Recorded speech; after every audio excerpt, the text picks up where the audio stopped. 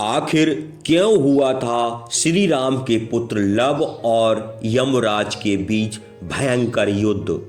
आखिर क्या था इसके पीछे का रहस्य? क्या यमराज लव से ज्यादा ताकतवर थे? आप देख रहे हैं जय करीला धाम।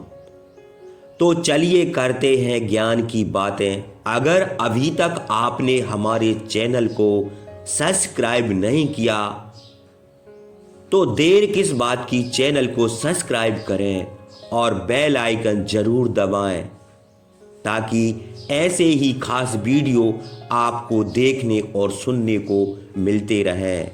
जब श्री राम को अयोध्या नगरी का राजा बनने के बाद वह सभा में बैठे हुए थे तो एक सेवक ने श्री राम से कहा, आपके एक वृद्ध मंत्री सुमंत्र का स्वर्गवास हो गया है। और यह समाचार सुनकर भगवान श्री राम शीघ्र ही अपने रथ पर सवार होकर सुमंत के घर गए और वहां जाकर उन्होंने उनकी कुंडली पंडितों को दिखाई तो पता चला कि सुमंत की कुल आयु 9,999 वर्ष थी, जिसमें से अभी उनके 9 दिन शेष बचे हुए थे। भगवान श्री राम ने गुरु वशिष्ठ को बुलाकर उनसे कहा कि त्रेता युग में मनुष्य की आयु 10,000 वर्ष मानी गई है। ऐसे में सुमंत की मृत्यु उनके समय से पहले कैसे हो गई? नियम अनुसार यमराज ने नियम की अवहेलना की है, इसके लिए उन्हें दंड अवश्य मिलना चाहिए, या फिर मैं स्वयं यमराज को यहां लेकर आता हूं और सुमंत को जीवित करता हूं। इतना कहकर भगवान श्री राम यमराज के धामपुरी की ओर जाने लगे। रास्ते में उन्हें यमदूतों को सुमंत को ले जाते हुए देखा। तब श्री राम ने उन्हें मारकर सुमंत को छुड़ा लिया। यमदूतों ने श्री राम से विनय पूर्वक कहा कि आपने हमारे अधिकार को क्यों छीन लिया? हमने क्या पाप किया है? तब भगवान श्री राम ने कहा कि अभी इस सुमंत का समय पूरा नहीं हुआ है। जब इसके दिन पूरे हो जाएंगे तब तुम सुमंत को ले जाना।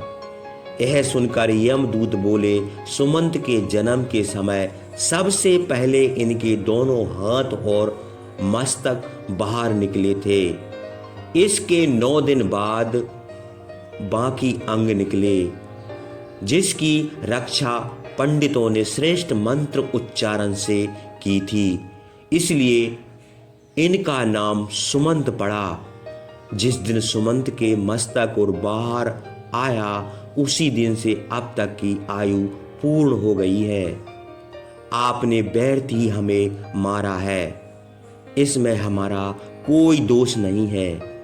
यमदूतों के बात सुनकर भगवान श्री राम ने उत्तर दिया कि माता के गर्भ से सुमंत का जन्म हुआ और जिस दिन से सुमंत के माता पिता ने उनके जन्मदिन की तारीख तय की वही दिन सुमंत का जन्मदिन माना जाएगा। इस प्रकार सुमंत के अभी 9 दिन शेष हैं। अभी तुम जाओ और 10वें दिन सुमंत को लेने आ जाना। इसका विरोध बिल्कुल नहीं करूंगा। श्री राम की बातों को सुनकर यमदूत सुमंत को बिना लिए वापस लौट गए। राम सुमंत को लेकर जब घर पहुंचे तो सब लोग उन्हें देखकर प्रसन्न हो गए। सुमंत ने भगवान श्री राम को प्रणाम किया और उन्हें पूजा अर्चना की। सुमंत ने अपने बचे हुए 9 दिन में खूब दान पुण्य किया।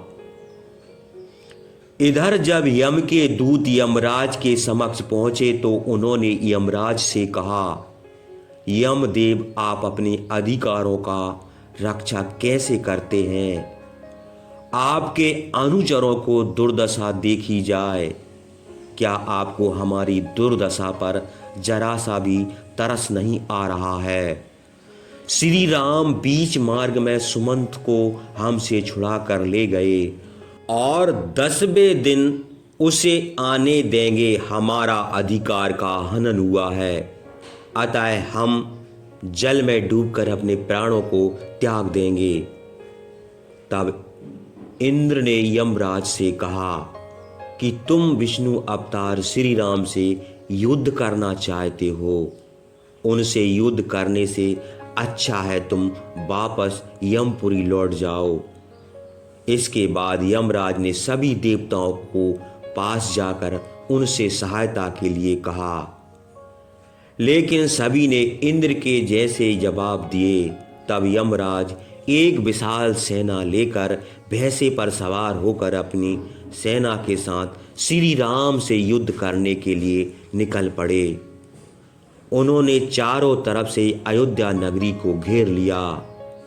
अयोध्या नगरी को यमराज के सेना से घिरा देख भगवान श्री राम ने अपने पुत्र लव से यमराज को युद्ध करने के लिए कहा।